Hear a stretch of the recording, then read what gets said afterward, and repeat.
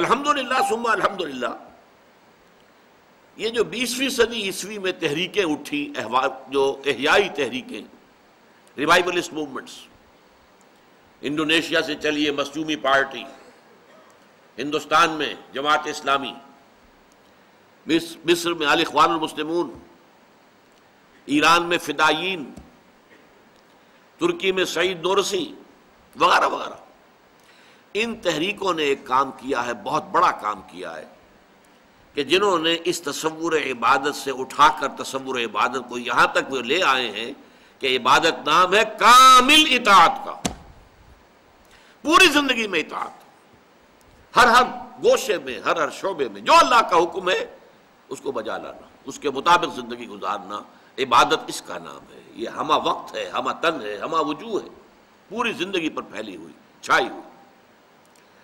البتہ اس میں بھی بعض اعتبارات سے ابھی کمی ہے۔ یہ جو میکینیکل پروسیس ہے، میکینیکل اطاعت، اوبیڈینس، صرف اس کو عبادت نہیں کہیں گے جب تک کہ اس میں محبت کی شیرینی شامل نہ ہو چکی ہو۔ اللہ تعالیٰ کی محبت کے جذبے سے سرشار ہو کر اللہ کی ہمہ تن ہمہ وقت بندگی کرنا، یہ عبادت ہے۔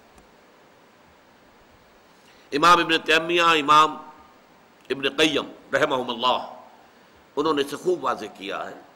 العبادت و تجمع اصلین، عبادت دو چیزوں کے جمع ہونے سے وجود میں آتی ہے۔ غایت الحب، انتہائی محبت اللہ کی ذات کے ساتھ، مع غایت الذل والخضوع، اس کے ساتھ حد درجے میں اللہ کے سامنے اپنے آپ کو بچھا دیا جائے، سر تسلیم خم ہے جو مزاج یار میں آئے۔ یہ دو چیزیں جمع ہوں گی تو یہ عبادت بنے گا۔ اچھا، یہ بات میں پہلے واضح کر چکا ہوں۔ دیکھیے، یہ چیزیں ہیں دین کی حکمت، دین کا فلسفہ۔ یہ جو مختلف آئسولیٹڈ ایکٹس ہیں، آئسولیٹڈ بلیفس ہیں، ان کے درمیان کیا رابطہ ہے عقلی، منطقی؟ حکمت اس کا نام ہے۔ شکر، الحمد اور عبادت میں کیا نسبت ہے، کیا رشتہ ہے، کیا تعلق ہے؟ شاید یاد ہو بہت سے حضرات کو میں نے بیان کیا تھا کہ شکر کا جذبہ جب ابھرتا ہے تو اس کا ایک لازمی تقاضا یہ بھی ہوتا ہے کہ جس نے میرے ساتھ کوئی خیر کیا ہے، بھلائی کی ہے، میں بھی کوئی نہ کوئی اس کی خدمت سر انجام دوں۔ حل جزاء الاحسان الا الاحسان، احسان کا بدلہ تو احسان ہی ہو سکتا ہے۔ لیکن فرض کیجئے وہ شے اتنی بلند ہے، اتنی ماورا ہے، اتنی اعلیٰ ہے، اتنی عرفہ ہے کہ ہم اس کی کوئی خدمت نہیں کر سکتے، تو کیا کریں گے؟ ہاتھ جوڑ دیں گے، سر جھکا دیں گے، اس کی عظمت کے گیت گائیں گے، اس کے فضل و کرم کے ترانے الاپیں گے۔ یہی ہے جس کا نام عبادت ہے۔ آپ کو معلوم ہے جب انسانی فکر نے یہ سوچا کہ چاند، سورج، سارا ہمارا نظام زندگی اس سے وابستہ ہے، اس کی تمازت سے بخارات سمندر سے اٹھتے ہیں، وہ جاتے ہیں، بادل ان کو ہوائیں چلتی ہیں، پھر بارش برستی ہے، پھر ہماری فصلیں پکتی ہیں تو اس کی تمازت سے پکتی ہیں، لہذا ہاتھ جوڑ دیا۔ یہ سورج کی پرستش کیوں شروع ہوئی؟ یہ تمام جو بھی مظاہر فطرت ہیں کہاں سے پیدا ہو گئے کہ ان کی فطرت، ان کی پرستش شروع کر دی گئی؟ بات ذرا شرم کی ہے، لیکن یہ کہ دنیا میں یہ بھی ہے۔ انسان کے اعضائے تناسل جب محسوس کیا اسی سے تو سارا وجود ہے، ہمارا وجود بھی انہی سے ہوا ہے، وجود میں ہم آئے ہیں، اور اب ہمارا آگے نسل چلے گی تو انہی اعضائے تناسل، لہذا ان کی پرست شروع کر دی۔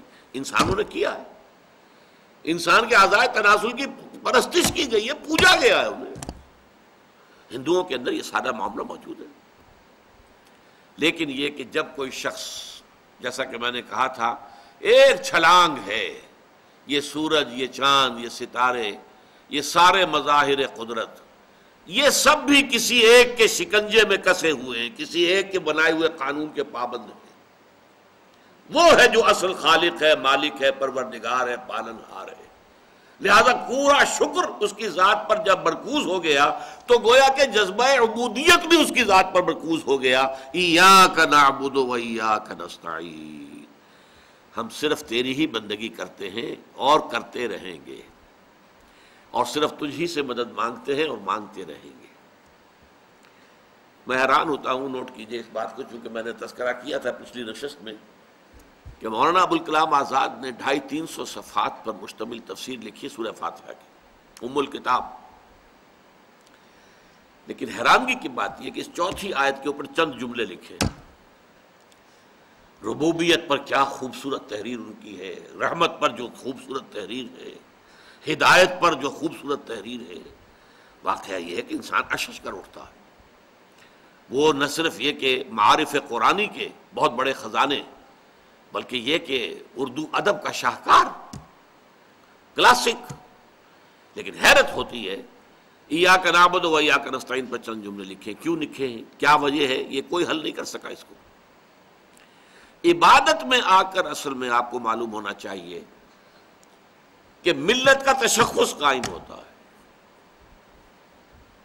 اللہ کو ماننے میں سب مشترک ہے، ہندو بھی مانتا، مہادیو مانتا ہے نا، پرماتما ایک ہی ہے، پرماتما دو نہیں ہے، توحید ہے اس کے ہاں۔ مہادیو ایک ہی ہے، دیویاں دیوتا ہزاروں ہوا کریں، مہادیو تو ایک ہی ہے نا۔ بڑے جی سے لکھے جانے والا گاڈ، چاہے وہ آپ یونان میں چلے جائیں چاہے روم میں چلے جائیں، وہ گاڈ تو ایک ہی تھا، ہمیشہ سے ایک۔ دی اومنیپوٹنٹ، دی اومنیشینٹ، دی اومنیپریزنٹ، وہ جو علی کل شیء قدیر بکل شیء علیم، اور معکم اینما کنتم، ہر جگہ موجود، وہ تو ایک ہی ہے۔ چھوٹے جی سے لکھے جانے والے گاڈز اینڈ گاڈیسز کی جو ہے وہ شمار ہی نہیں ان کا، بے شمار ہے۔ اس حوالے سے خدا تو مشترک ہے نوع انسانی میں، شریعتیں جدا ہوتی ہیں رسالت کی بنیاد۔ عبادت، بندگی جب کرنی ہے کیسے کرنی ہے؟ بندگی ہی میں نماز بھی آ گئی، کیسے نماز پڑھیں گے؟ یہ شریعت محمدی کا کوئی اور نقشہ ہے، شریعت موسوی کا کوئی اور نقشہ ہے، اور کسی اور شریعت اگر پہلے سے چلی آ رہی ہو اس کا کوئی اور نقشہ ہوگا۔ حلال اور حرام کے احکام میں بھی کوئی رد و بدل تھوڑا بہت ہو سکتا ہے۔ لہذا جو امت کا تشخص بنتا ہے وہ رسالت کی بنیاد پر، اور اس کی بنیاد عبادت ہے۔ ورنہ اللہ تعالیٰ کی ربوبیت، اس کے آپ جتنے گن گائیں سب کو لوگوں کے لیے مشترک بات ہوگی۔ اللہ کی رحمانیت، رحیمیت، جتنے بھی اس کے آپ ترانے جو ہیں وہ الاپ سکیں کم ہے۔ اللہ کا مالک یوم الدین ہونا، جزا و سزا کے دن کا تنہا مالک اور مختار ہونا، اللہ کا ہدایت دینا۔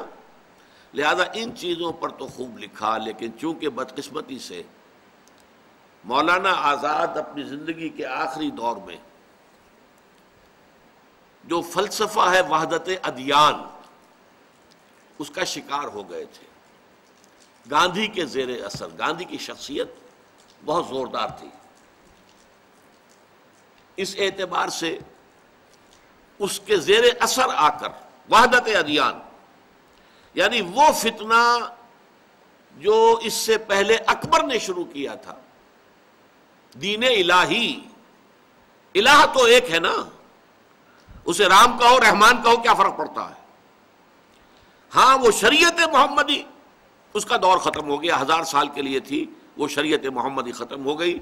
اب جو ہے اس نے کچھ ہندو مت، کچھ اسلام، کچھ اور کسی کو بدھ مت، ان سب سے کچھ چیزیں لی اور ہاون دستے میں ڈالا اور کوٹ کوٹ کر ایک اس کو صفوف بنایا، اور وہ ہو گیا دین الہی یا دین اکبری۔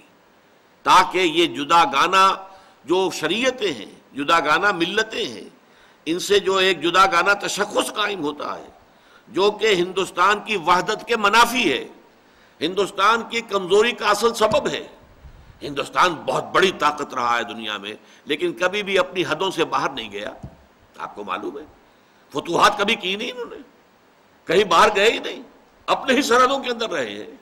یونان ایک بہت وقت پر نکلا ہے تو سکندر اعظم کہاں سے کہاں پہنچا، رومن امپائر نکلی ہے تو کہاں سے کہاں پہنچی، 3 بر اعظموں کے اوپر حاوی ہو گئی۔ لیکن نہیں، یہ نہیں، کیوں؟ ان کے اندر جو اختلاف مذہب ہے اس نے انہیں اتنا کمزور رکھا ہے کہ یہ دنیا میں کوئی ورلڈ رول پلے کرنے کے قابل نہیں ہوئے۔ تو واقعہ یہ کہ پولیٹیکل جینیس تھا اکبر، تھا ان پڑھ، لیکن پولیٹیکل جینیس تھا، اس نے پہچان لیا تھا کہ ہندوستان کے ذوف کا اصل